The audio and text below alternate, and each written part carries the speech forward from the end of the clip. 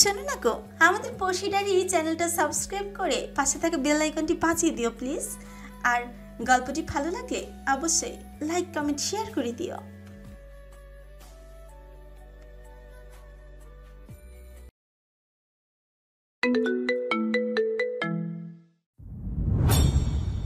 ইমন আলতো হেসে বলল, তাও ঠিক, আমাদের কথা শুরু হলে আর শেষ হয় না। আর ও যে হারে আমার স্টুডিওকে গালাগালি করে তাতে কথা শেষ হওয়ার কথাও না। গালাগাল করে কেন? ওনার পছন্দ না? না, ও আমার এই প্রফেশন পছন্দ না। রুহানি অবাক হয়ে বলল। তাহলে একসাথে 2 বছর কি করে আছেন? ইমন মুচকি হেসে বলল, কারণ আমরা একে অপরকে ভালোবাসি, আমাদের প্রফেশনকে নয়।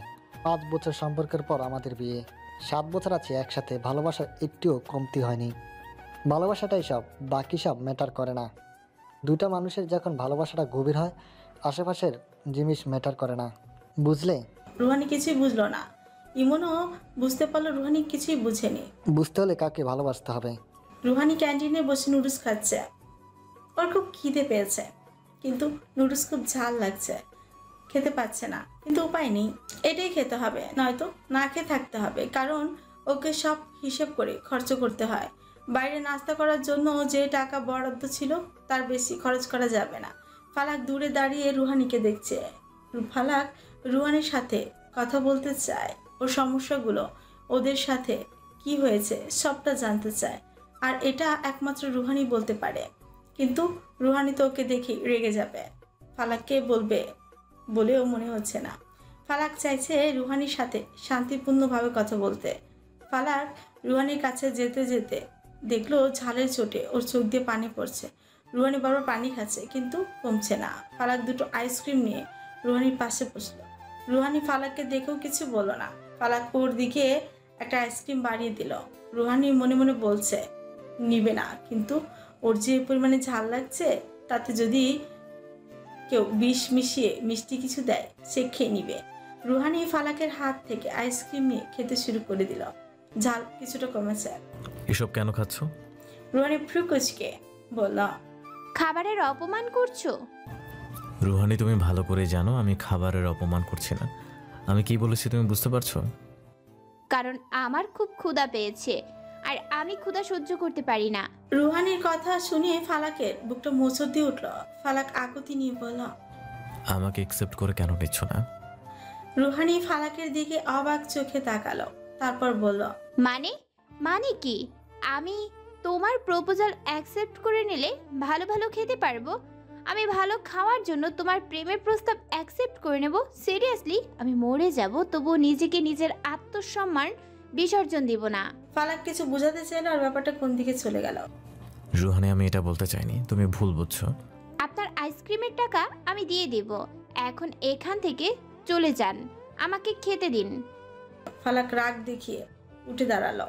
নিজের হাতের আধ খাওয়া আইসক্রিমটা টেবিলে রেখেই বলল, যাচ্ছি, শান্তি মতো খাও তুমি। ফালাক চলে যাওয়ার কিছুক্ষণ পরে রুহানি খেয়াল হলো টেবিলে ফালাক নিজের ফোনটা রেখে গেছে। রুহানি আশেপাশে ফালাককে খুঁজলো, কিন্তু না পেয়ে দ্রুত খাওয়া শেষ করে ফোন হাতেই ক্যান্টিন থেকে বের হয়ে গেল। রুহানি কি মনে করে ফোনের পাওয়ার বাটন চাপলো। স্ক্রিনে রুহানির একটা ছবি জল করছে। রুহানির বুক ধুপ করে উঠল। রুহানি দ্রুত পাওয়ার বাটন চাপলো। ফালাক 2-3 জনের সাথে দাঁড়িয়ে আছে, কিন্তু কথা বলছে একটা মেয়ের সঙ্গে। রুহানি ভেবেছিল ফালাকের হাতে গিয়ে ফোনটা দেবে, কিন্তু এখন আর ওর যেতে ইচ্ছে করছে না। ফালাক একটা মেয়ের সঙ্গে কথা বলছে, আর ওখানে ওর যাওয়াটা ওর কাছে অস্বস্তিকর লাগছে। রুহানি বিড়বিড় করে বলছে, ওকে, আমাকে ভালোবাসার কথা বলছো, আর একদিকে একটা মেয়ের সঙ্গে কি সুন্দর কথা বলছো, অসভ্য ইতর। শুভ রুহানিকে আর চোখে দেখছে। রুহানি দাঁড়িয়ে আছে। শুভ্রের চোখে চোখ পড়তে ইশারা করলো সামনে আসার জন্য। শুভ রুহানির কাছে আসতে রুহানি ফোন বাড়িয়ে দিয়ে বলল, ভাইয়া, এটা ফালাকের ফোন, ভুলে ক্যান্টিনে ফেলে এসেছে, আপনি দিয়ে দিবেন প্লিজ। তুমি তো নিজেই গিয়ে দিতে পারো। রুহানি আরেকবার ফালাকের দিকে তাকালো, তারপর বলল, দরকার নেই, আমি যাব না ওর সামনে, আপনি দিয়ে দিবেন। রুহানি যাওয়ার আগে ফালাকের দিকে তীক্ষ্ণ দৃষ্টিতে আরেকবার তাকালো। শুভ দৌড়ে গিয়ে ফালাককে টেনে অন্য পাশে নিয়ে গেল। ফালাক টানাটানির কারণ বুঝতে না পেরে ওর দিকে তাকালো। ভাই ভাবি তো জ্বলছে। ফালাক ভরকে গেল, ভরকে গিয়ে বলল। ভাবি জ্বলছে মানে? কোন ভাবি? শুভ ফালাকের ফোন দেখিয়ে বলল। রুহানি তোর ফোন দিতে এসেছিল। এলেনার সাথে তোর কথা বলতে দেখে একা একাই রাগে ফুসফুস করছে। আবার হাতে ফোন দিয়ে বলল তোকে যেন দিয়ে দেই। তোকে নিজে গিয়ে দিয়ে আসার কথা বললে সে কি রাগ। ফালাক শুভ্রর কথা শুনে বলল। সত্যি বলছিস ও জ্বলছে? ভুল দেখিসনি তো? আমার চোখে কি সমস্যা? আমি ভুল কেন দেখব? আমি ওর চোখ মুখ দেখেছি। তুই দেখলেও বুঝতে পারতি ভাই, সে কি আগুন ওই চোখে। শুভর কথা শুনে ফালাকের চোখ চকচক করছে খুশিতে। রুহানি কলিং বেল বাজাতে ওর মা হাসি মুখে দরজা খুলে দিল। রুহানি ভেতরে গিয়ে শখ বিস্ময় প্রকাশ করতে পারছে না। ওর বাবা মার দিকে প্রশ্নোত্তর দৃষ্টিতে তাকালো। আহিল বসে বসে রুহানির সাথে কথা বলছে। রুহানিকে দেখে উঠে দাঁড়ালো। হাই রোহানি, কেমন আছো? রুহানি মুখ গম্ভীর করে বলল, তারপর জি ভালো আছি। ওর মার দিকে ছুঁয়ে বলল। আমি খুব টায়ার্ড, ভিতরে যাচ্ছি, ফ্রেশ হব। রুহানির এই মুহূর্তে প্রচন্ড রাগ হচ্ছে। আহিল এখানে কি করছে আর ওর বাবা মা অ্যালাউ করলো কেন? রুহানি বারান্দায় দাঁড়িয়ে ভেজা চুল মুছছে। ওর দৃষ্টি নিচের কালো গাড়িটির দিকে। আহিল ফোনে কথা বলতে বলতে গাড়িতে উঠছে। কিছুক্ষণের মধ্যে গাড়িটি বেরিয়ে গেল বাড়ির সীমানা থেকে। রুহানি তোয়ালে রেলিং এর উপর মেলে আয়নার সামনে গিয়ে দাঁড়াতে ওর মা ঘরে ঢুকলো। রুহানি আর চোখে মায়ের দিকে তাকালো। মায়ের মুখে হাসি লেগে আছে, তৃপ্তির হাসি। অনেকদিন পরে এত খুশি দেখছে। রুহানি মায়ের দিকে ঘুরে দাঁড়ালো। মা, এই আহিল এখানে কেন এসেছিল? কি করতে এসেছে? রুহানির মা ওকে বিছানায় বসিয়ে পাশে বসে বলল। তোর বাবাকে দেখতে এসেছিল। রুহানি অবাক হয়ে বলল। বাবাকে দেখতে এসেছিল? কেন? বাবার জখম তাজা করতে এসেছে? খুব দরকার ছিল কি? তুমি অ্যালাউ কেন করেছো? রুহানি, রুহানি, আমার কথা শোন। আগেই রিয়েক্ট করে বসিস না। আহিল এসবের কিছুই জানতো না। আমাদের সাথে তোর সাথে কি হয়েছে, আমাদের বর্তমান অবস্থা, এসব কিছুই জানতো না। না জানার কারণও তুই ভালো করে জানিস। ও আমেরিকায় সেটেল, আর তুই চাসনি ও তোর সাথে যোগাযোগ করুক। তাই আমাদের কোনো খবরই ওর কাছে পৌঁছায়নি। গত পরশু দেশে ফিরে তোর খোঁজ করতেই ওর বাবা মার কাছে সব জানতে পারে। তারপর আমাদের ঠিকানা জোগাড় করে তোর বাবাকে আমাদের দেখতে এসেছে। রুহানি উঠে দাঁড়িয়ে বলল। দয়া দেখাতে এসেছে, বেশ করেছে। শুধুমাত্র ভদ্রতার খাতিরে আমি চুপ করে ঘরে চলে এসেছি, নয়তো। রুহানি, আহিল প্রথমেই এসে তোর বাবার কাছে ক্ষমা চেয়েছে। ওর বাবা মাকে বুঝিয়েছে ওর বাবা মা আসবে তোর আর আহিলের বিয়ের ব্যাপারে কথা বলতে। রুহানি চমকে মায়ের দিকে তাকালো। ওর মা হাসছে। আহিলের সাথে আবারও সম্পর্কের জোড়া লাগায় ওর মা খুব খুশি। রুহানি ক্ষিপ্ত গলায় বলল। কি বলছো তুমি? বিয়ে? কিসের বিয়ে? রুহানির মা ওর কথা বুঝতে পারছে না। রুহানির এমন একটা নিউজ শুনে খুশিতে পাগল হয়ে যাওয়ার কথা, সেখানে রাগ দেখাচ্ছে। আমি কোনো বিয়ে করছি না, এটা মাথায় ঢুকিয়ে নাও। রুহানির মা রুহানিকে শান্ত করার চেষ্টা করে বলল। তোর রাগ করাটাই স্বাভাবিক। আহিলের উপর তোর রাগ অভিমান স্বাভাবিক হলেও এখানে তো ওর কোনো দোষ নেই। ও তো তোকে এখনো বিয়ে করতে চায়। রুহানি চিৎকার করে বলল। কিন্তু আমি চাই না। আর কিসের রাগ অভিমান? আমি ওনার উপর রাগ অভিমান কেন করব? মানুষ রাগ অভিমান তার ওপরেই করে যাকে আপন ভাবে, কিন্তু আহিল আমার আপনজন নয়। মোট কথা, আমি বিয়ে করছি না। প্লিজ মা, এসব নিয়ে বাড়াবাড়ি করো না। রুহানির মা কটাক্ষ দেখিয়ে বলল। রুহানি, আমি বাড়াবাড়ি করছি না, তুই বাড়াবাড়িটা করছিস। বিয়ের ব্যাপারটা নতুন নয়, 2 বছর আগে থেকে বিয়ের কথা হয়ে আছে। শুধু মাঝে একটা ঘটনা ঘটে গেছে। তাহলে এমন রিস্ক কেন করছিস? রুহানি নিজেকে দেখিয়ে বলল। দেখো, আমাকে ভালো করে দেখো। আমি আর সেই রুহানি কি এক আছি?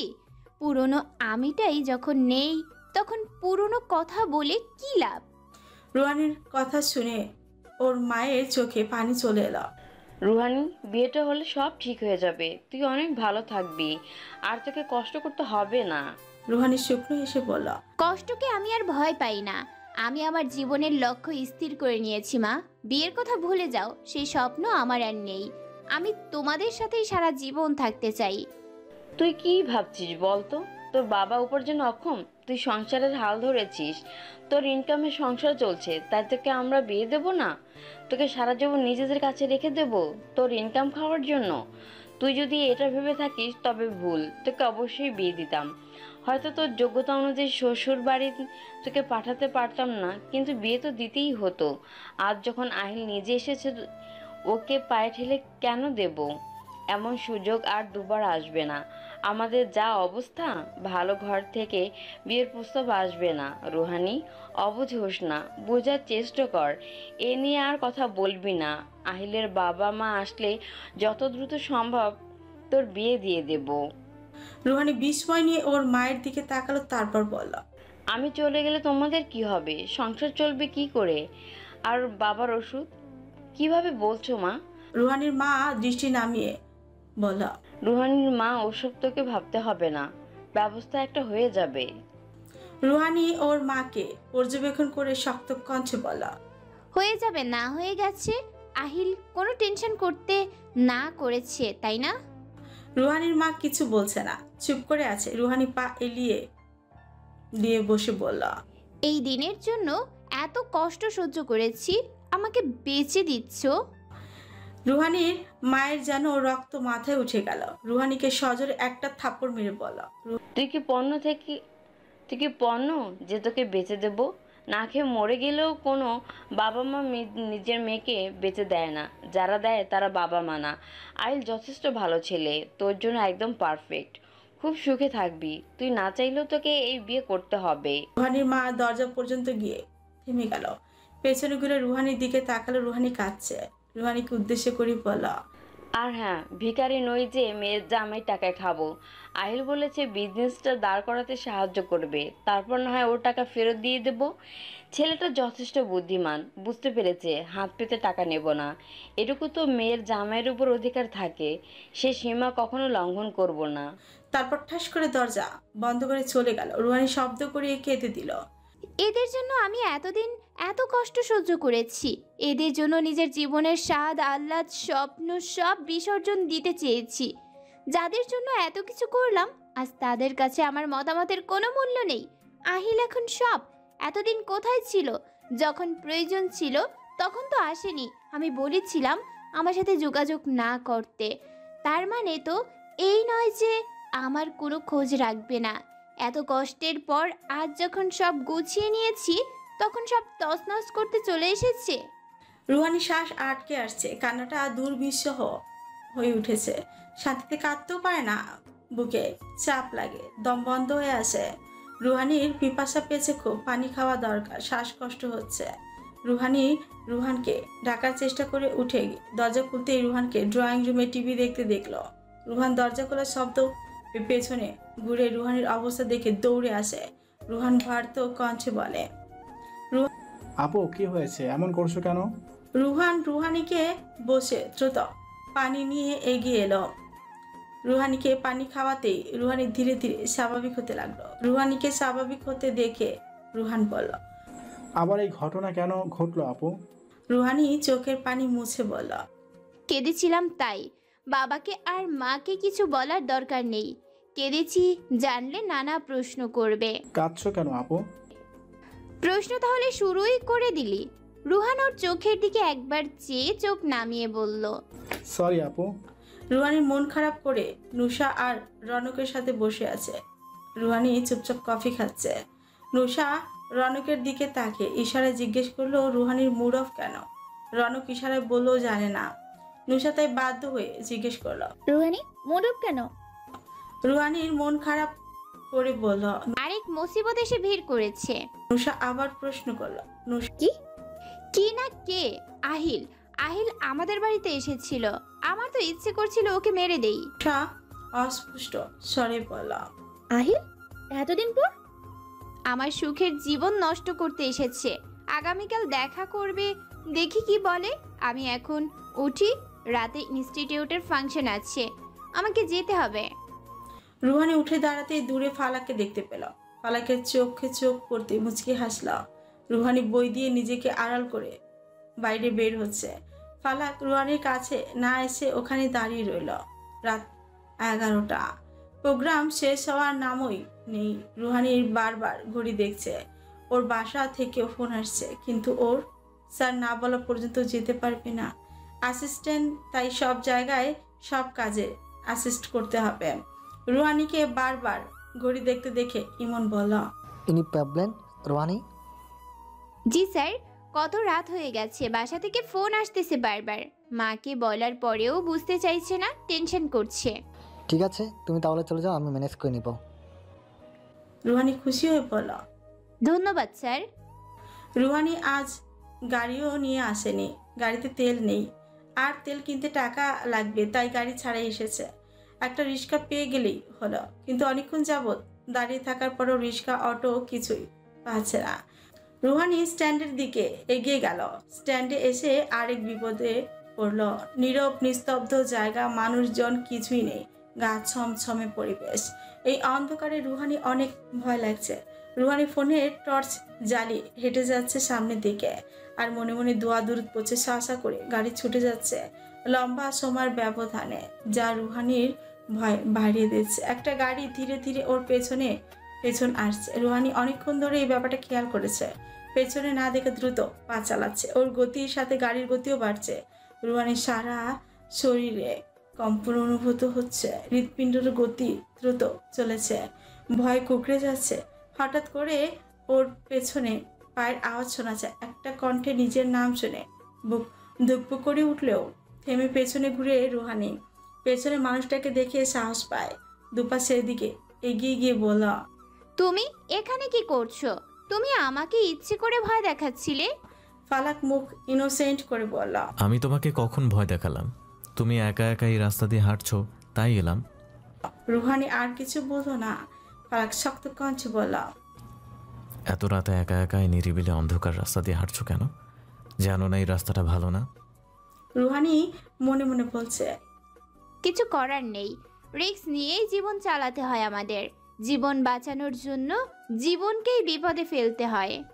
রুহানিকে চুপ থাকতে দেখে ফালাক ধমকে বলল, এই জব ছেড়ে দাও, এত রাতে বাইরে থাকতে হয় এমন জব করার দরকার নেই। রুহানি ভ্রুকুচকে ফালাকের দিকে তাকালো, তারপর আবার সামনের দিকে হাঁটা দিল।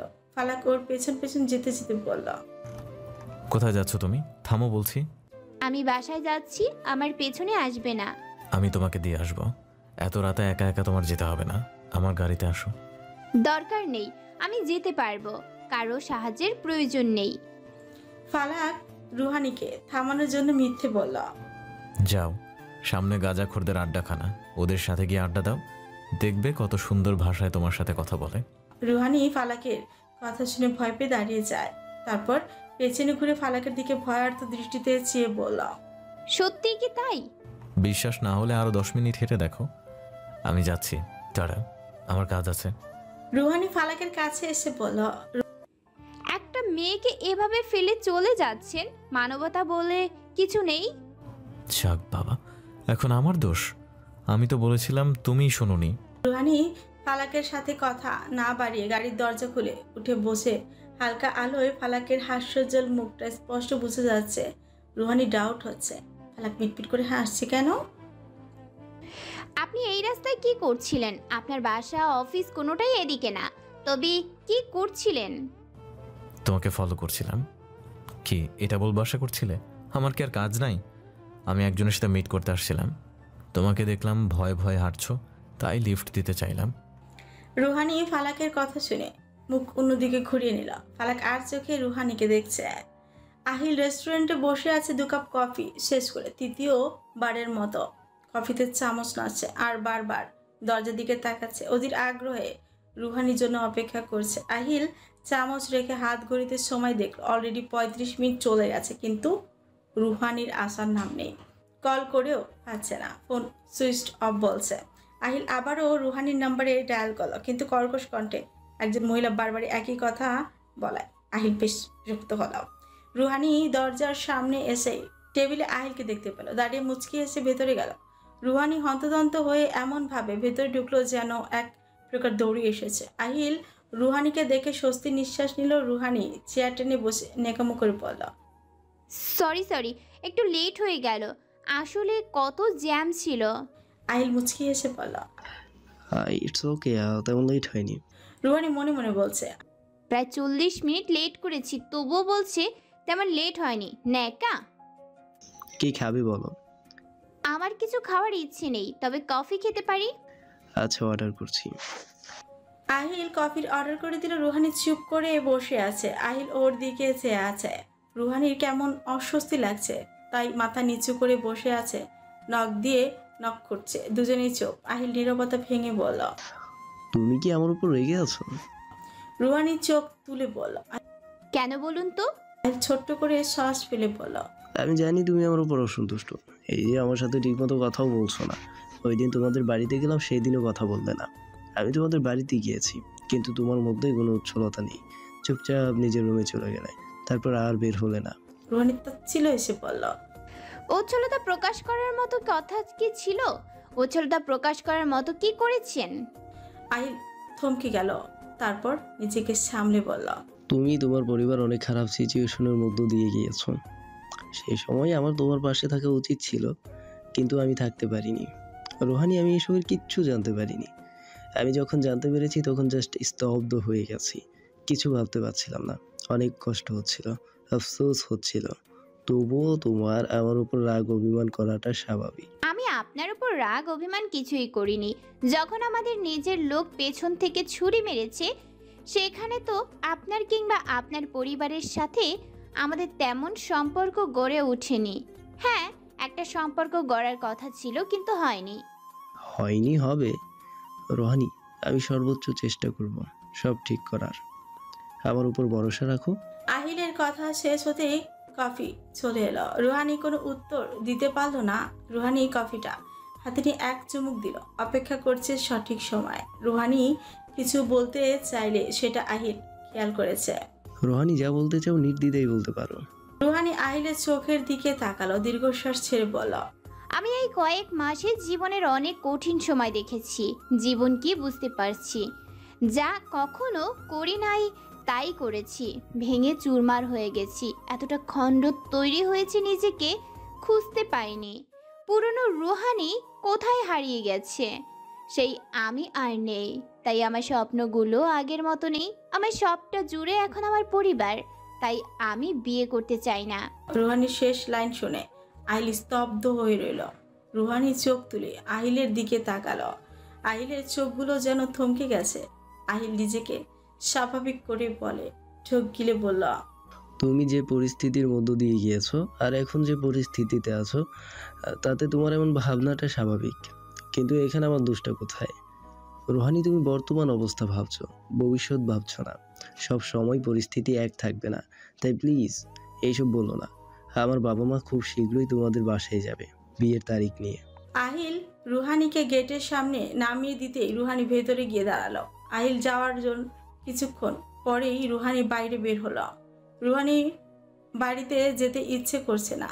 বাড়িতে গেলে হাজারো প্রশ্ন করবে, যে কারণে রুহানি বিরক্ত লাগছে। 100 প্রশ্নের সম্মুখীন হতে চায় না সে।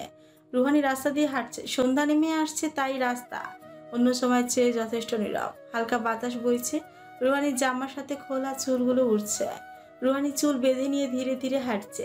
মানুষের কিছু কষ্ট থাকে যা কাউকে বলা যায় না, বললেও বুঝে না। সেই কষ্টগুলো বুকের ভেতর চেপে রাখতে হয়।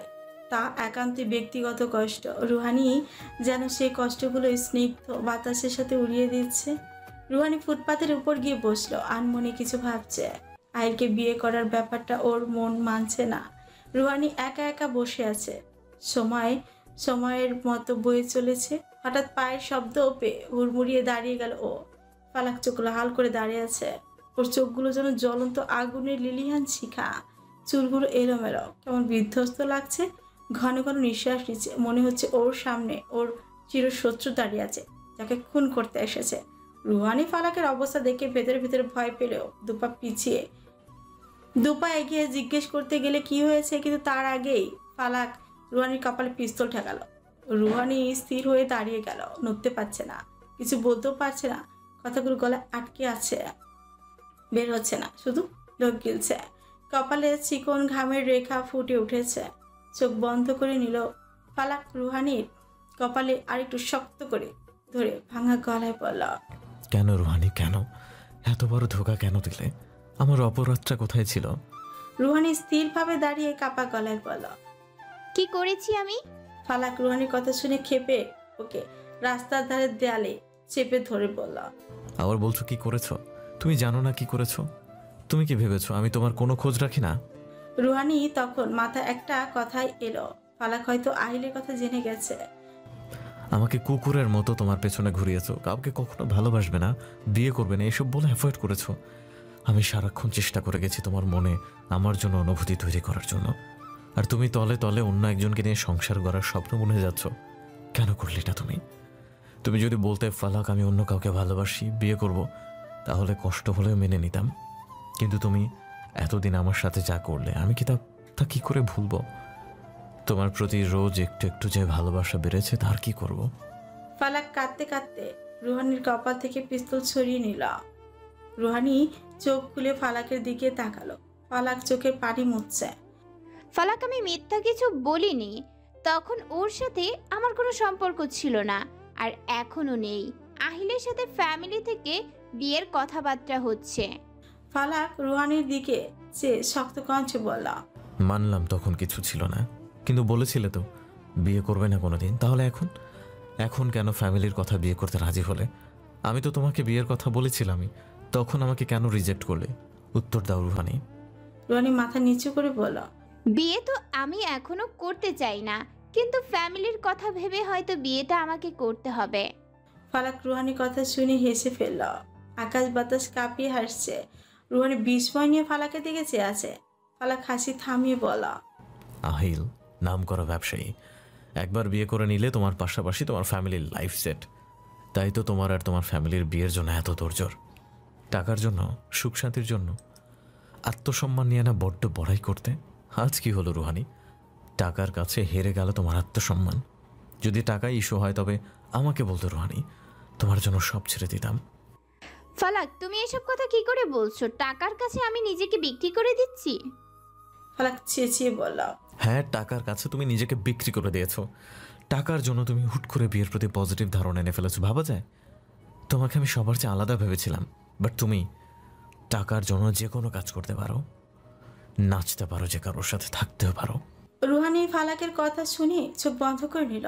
ওর কান ঝিম ধরে যাচ্ছে। ফালাক ওর সম্পর্কে এমন কথা বলতে পারলো, ওর চোখ বেয়ে পানি পড়ছে। ফালাক রুহানির বাহু চেপে ধরে বলল। কত টাকা চাই তোমার? আমাকে বলো, আমি সব দেব। তবু আমার তোমাকে চাই। টাকার জন্য যেখানে আহিলদের সাথে থাকবে, সেখানে না হয় আমার কাছে থাকবে। ভালো না হয় নাই বাসলে, আমার টাকাকেই ভালোবাসলে। বলো কত টাকা চাই? রুহানি ঝাড়া দিয়ে ফালাককে সরিয়ে দিয়ে কাঁদতে কাঁদতে বলল। আমাকে তোমার নষ্টগলির মেয়ে মনে হচ্ছে? টাকা দিয়ে আমার দরদাম করছো? তুমি আমাকে এই ভালোবেসেছিলে? রুহানির কান্নার কারণে হেঁচকে উঠে যাচ্ছে। ভালোবাসার কথা তোমার মুখে মানায় না। তুমি শুধু টাকার ভাষা বুঝো, তাই টাকার ভাষায় তোমাকে চাইছি। কি করবো, ভালোবেসে ফেলেছি খুব, তাই তুমি যে ভাষা বুঝো সেই ভাষায় তোমাকে নিজের করতে চাইছি। রুহানি ফালাকের কথা শুনে বসে পড়ল। আমি এই কয়েক মাস অনেক কষ্ট করেছি, কিন্তু কখনো কারো কাছে মাথা নত করিনি, নিজের সম্মান বিসর্জন দেইনি। আর তুমি বলছো আমি টাকার কাছে নিজেকে বিক্রি করে দিচ্ছি? তোমার বাবা মা আহিলের টাকার জন্য তোমার বিয়ের জন্য অস্থির হয়নি? তুমি ডেটে যাওনি আহিলের সাথে? আমাকে কেন ফিরিয়ে দিয়েছিলে? কারণ আমি ভালোবাসার কথা বলেছিলাম। তোমার ফ্যামিলির সব সমস্যা দুঃখ লাঘব করবো বলিনি, টাকার কথা বলিনি। তাই তোমার আমার চেয়ে আহিলকে বেটার মনে হয়েছে। রুহানির দম বন্ধ হয়ে আসছে। অতিরিক্ত কান্নার জন্য হেঁচকি এখন খিঁচুনিতে রূপ নিচ্ছে। শ্বাস নিতে পারছে না, শ্বাসকষ্টে হচ্ছে খুব। রুহানি টেনে টেনে শ্বাস নিচ্ছে। ফালাক রুহানির এই অবস্থা দেখে ঘাবড়ে গেল। রুহানির ব্যাগ থেকে পানি বের করার চেষ্টা করছে, কিন্তু হাত কাঁপছে। ফালাক বিচলিত কণ্ঠে বলল। রুহানি কি হলো তোমার? এমন করছো কেন? রুহানি অস্পষ্ট স্বরে বলল। পানি। ফালাক রুহানির খোলা ব্যাগে পানির বোতল দেখতে পেয়ে তাড়াতাড়ি রুহানিকে খাইয়ে দিল। অন্য সময় পানি খাওয়ার পরে আস্তে আস্তে ঠিক হলেও এখন হচ্ছে না। ফালাক রুহানির অবস্থা দেখে দ্রুত উঠে গাড়ির দরজা খুলল। রুহানির কাছে এসে রুহানিকে কোলে তুলে নিল। গাড়ির দিকে দ্রুত গতিতে যাচ্ছে। রুহানি ওর কোলে জ্ঞান হারালো। ফালাক চিন্তিত মুখে দাঁড়িয়ে আছে। ওর প্রাণ বেরিয়ে আসছে। রুহানির মা আর ভাইও চলে এসেছে। রুহানির ফোনে কল করায় ফালাক রিসিভ করে সব জানিয়েছে। কিছুক্ষণ পরে আহিলও চলে এলো। আহিলকে দেখে ফালাক কেমন করে তাকাচ্ছে। আহিল চিন্তিত ভঙ্গিতে রুহানির মাকে বলল। ফালাক সবটা বলে নি, শুধু বলেছে ওর এমন অবস্থা দেখে হসপিটাল নিয়ে এসেছে। কিছুক্ষণ পরে রুহানির জ্ঞান ফিরলে আহিল ওর পাশে বসে বলল, সব ঠিক হয়ে যাবে রোহানি, আমি তোমাকে ভালো ডক্টর দেখাবো। আমি বাসায় যাব আহিল। আচ্ছা, এখনই আমরা তোমাকে বাসায় নিয়ে যাব। ফালাক দীর্ঘশ্বাস ছেড়ে রুহানির দিকে চেয়ে কয়েক পা পিছিয়ে ঘুরে বের হয়ে গেল রুম থেকে। রুহানি ফালাকের যাওয়ার সময় পেছনের অংশ দেখল। রুহানি 2 দিন পর ভার্সিটি গেল। দূর থেকে ফালাককে দেখতে পেল। ফালাকের বলা কথাগুলো মনে পড়ল। ফালাক তখনও ওকে দেখেনি। রুহানি দাঁড়িয়ে আছে। ফালাকের চেহারা যেন দুদিনেই বদলে গেছে, কেমন হিংস্র হিংস্র ভাব। শুভ্র রুহানিকে দেখে ফালাককে বলল। রুহানি আমার পেছনে দাঁড়িয়ে আছে, এইদিকে দেখছে। ফালাক চোখ মুখ শক্ত করে বলল, আজকের পর থেকে ওর নাম আমার সামনে আর নিবি না। সোহান হালকা হেসে বলল,